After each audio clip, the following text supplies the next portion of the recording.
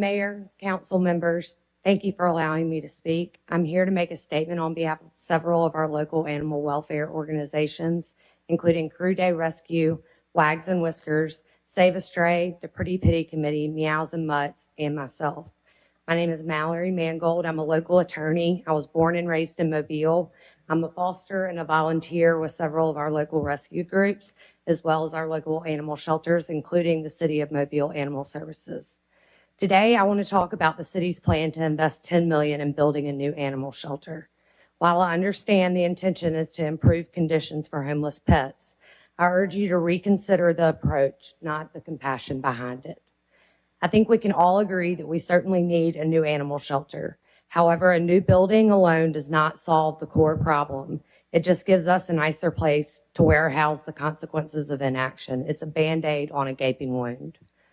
Because what we're really dealing with is not just an animal problem. At its root, it's a human problem caused by backyard breeding, accidental litters, and most importantly, the lack of access to affordable spay and neuter. Until we address that, no shelter, no matter how big or shiny, is ever going to be enough. What we need is prevention.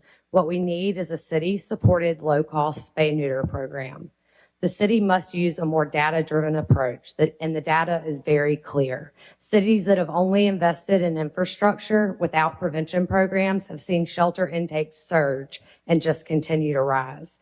Taxpayer money continues to be spent to impound, house, feed, and for many, euthanize these animals. Heavy investment on the front end and prevention will save the city and the taxpayers money in the long run.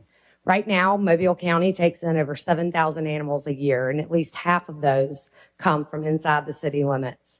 A single unspayed female dog and her offspring can produce, is it over? You have 1 minute. Can produce up to 67,000 puppies in just 6 years. That's the math we're fighting. No building, no matter how modern, can keep up with those kind of numbers. Importantly, Mobile is the only major city in the state of Alabama that doesn't have a government or county-funded low-cost spay-neuter program.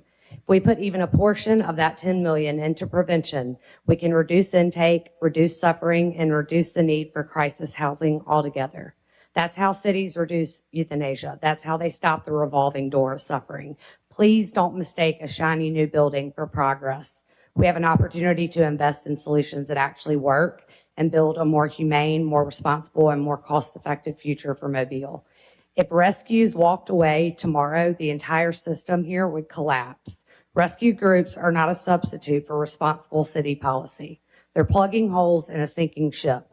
If the city wants to see real change, it must fund prevention. Yeah, you had reached your time. So let me ask you this question here. So what are you really just asking the city to do? I'm asking for the city to either take a portion of the $10 million that's been set aside for the shelter, to $300,000, to invest in a spay-neuter program for low-income individuals. If that's not a possibility, if the full 10 is needed for the actual shelter, then I would ask the city to set aside $200,000 to $300,000 to start a spay-neuter program here locally. And I'd be happy to send everyone an email after this meeting with my data. I've looked at cities all over the country in similar size to Mobile that have done this successfully, because the issue is if we don't stop the prevention, if we don't do prevention and keep them from coming there in the first place, then we're always just going to be trying to keep our head above water. Yeah, that'd be great. So let me ask the city, don't we have some type of programs, spay neuters at different times of the year?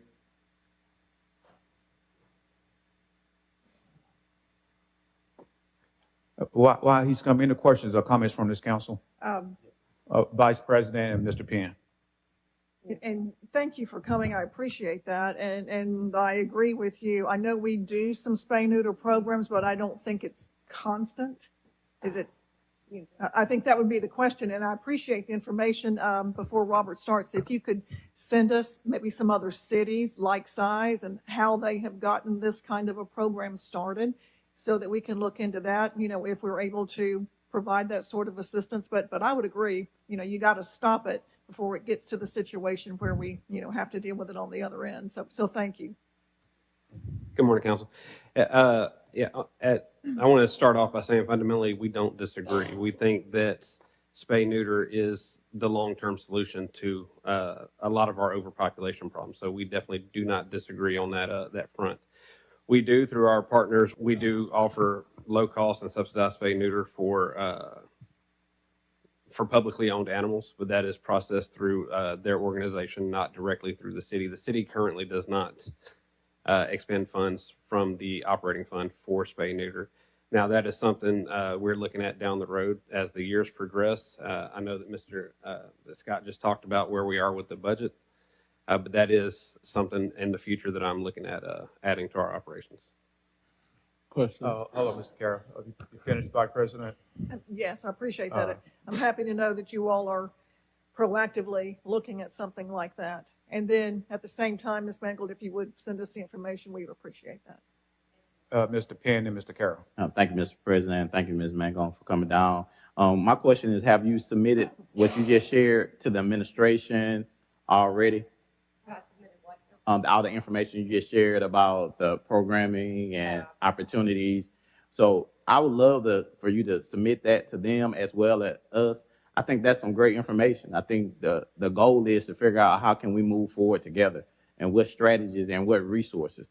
And so if we can have that information and you submit it to them, we can look at some things and let's figure out how we can move forward. But I think it's a great need for the city. And thank you for coming and sharing. I look forward to reading and receiving that information and moving forward and see how we can work together to make that happen. I'll get it to you today. Thank you. Mr. Carroll. Thank you, Mr. President. My question was real quick. Robin, does spay neuter come from operations? Does that cost of spay and neuter comes out of your operational budget? To spay neuter city animals or to spay neuter public animals? Oh, public. Right now, we do not fund out of operations fund to spay neuter public animals. So where is it funded from? That is funded through our nonprofit, the Friends of Group. So when we're asking to take a portion of the $10 million, that's coming from a capital line. Is that not correct? So we could not cross those dollars with the request that she's made. So the request that she made, you couldn't take that money out of the $10 million. Yes, sir, that's correct. Now, obviously, we've heard what was said. We're in the budgeting process now, so we'll take this information and take it right back to us upstairs and see what we can do with this discussion to see if there's a way within Robert's budget and animal shelter, see if we can find some middle ground to at least a startup program for this. And I also took it to the fact that there was no opposition to the building of the new facility. We just wanted to have additional resources within the new facility. That's how I took that to be, correct? Would have to be operating, yeah. Okay, all right, thank you. All right, thank you. Madam Clerk. Garrett Williamson.